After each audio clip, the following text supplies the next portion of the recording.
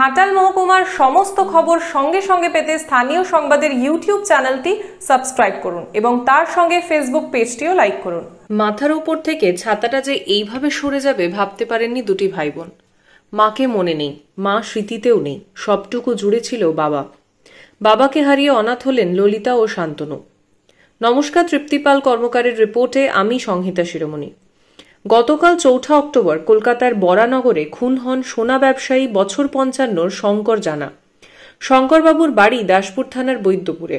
আজ প্রায় ১৮ বছর ধরে তিনি বরানগরে সোনার ব্যবসা করতেন। প্রতিষ্ঠিত সোনার ব্যবসায়ী ছিলেন শঙ্করবাবু। পরপর দুটি ছেলে মেয়ে। শঙ্করবাবুর সুখের সংসার স্ত্রী বেলাকে নিয়ে। সে সময় মুম্বাইতে সোনার ব্যবসা ছিল শঙ্করবাবুর। সেখানে থাকতেন শঙ্করবাবুর ছোট ভাইও।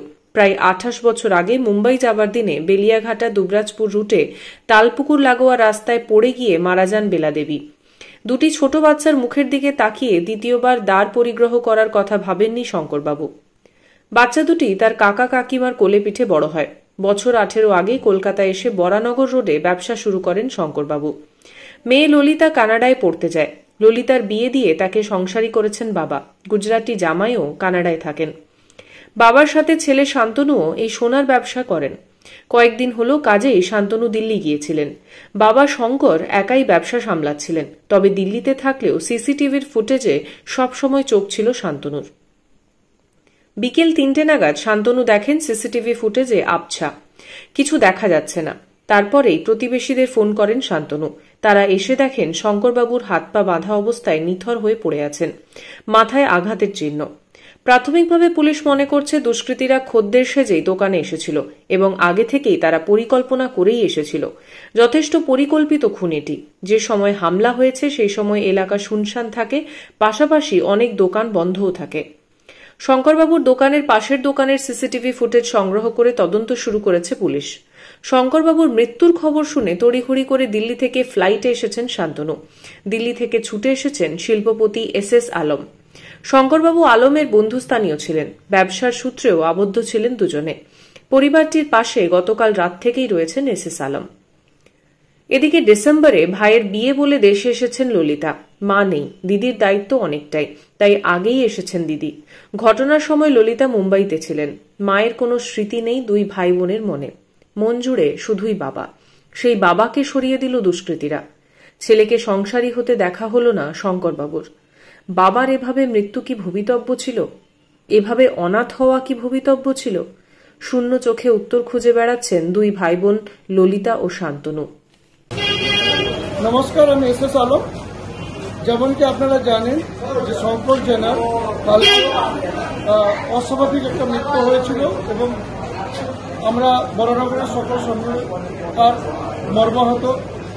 আজকে শঙ্কর জানার শেষ কার্য করতে আমরা এখন শ্মশানে এসেছি। শঙ্কর জানা আমার বহুদিনের পুরনো বন্ধু এবং শঙ্কর জানার স্ত্রী যখন ওদের দুটি বাচ্চা খুব ছোট ছোট তখন শঙ্কর জানার স্ত্রী চলে যায়।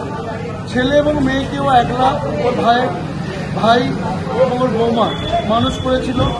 শঙ্কর জানার অনেক ইচ্ছা ছিল যে ও পরে ছেলের ব্যবসা যদি চালাবার মতো ক্ষমতা হয়ে যায় ও বাড়িতে চলে যাবে এবং খুব ভালো ছেলে ছিল, ভালো লোক ছিল এবং আমার ভালো বন্ধু ছিল। আজকে বরানগরে যে ঘটনাটা ঘটেছে তাতে বরানগরের প্রত্যেকটা সৈন্যশিল্পী নানান কারণে তারা দুঃখী কিংবা তারা কষ্ট পেয়েছে। বাট আমি কিন্তু কষ্টটা পেয়েছি আমার পরিবারের একজন বন্ধু, আমার পুরনো বন্ধু একজন চলে গেছে, সেই জন্য আমি খুবই কষ্ট পেয়েছি। আমরা প্রশাসনের সঙ্গে রেগুলার যোগাযোগ আছি। আমরা চেষ্টা করছি যে প্রশাসনকে চাপ দিয়ে যেতে তাড়াতাড়ি প্রশাসন খুব কড়া স্টেপ নিয়ে দিক দিকে যারা ডাকাত দিকে যাতে তাড়াতাড়ি ধরা যায়। ধন্যবাদ। সেটা জানি না, ওই গাড়িটা এসেছি।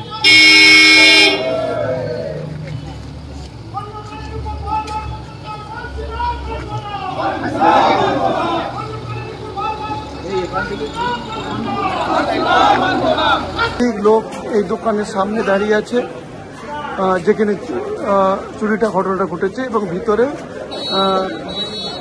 পুলিশের কাজ চলছে।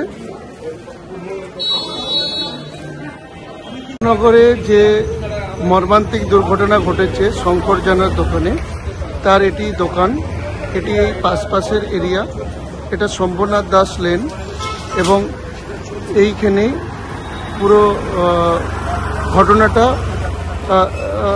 ঘটেছে। এটা একটা বড় জুয়েলারি মার্কেট বলতে পারেন। এখানে হাজার হাজার স্বর্ণকার কাজ করে এবং পাশাপাশি অনেকেই সোনার ব্যবসার সঙ্গে দোকান আছে, জড়িত আছে এবং ম্যাক্সিমাম দোকানই এখানে সোনার কাজের সঙ্গে জড়িত। ভিতরে এখন ফরেনসিকের এবং সিজার লিস্ট বানানো চলছে। এখন আমাদের ইনি হচ্ছে ওনার মেয়ে এবং এখন সিজার লিস্টের কাজ চলছে। এই হচ্ছে দোকান, এইখানেই ঘটনাটা ঘটেছে।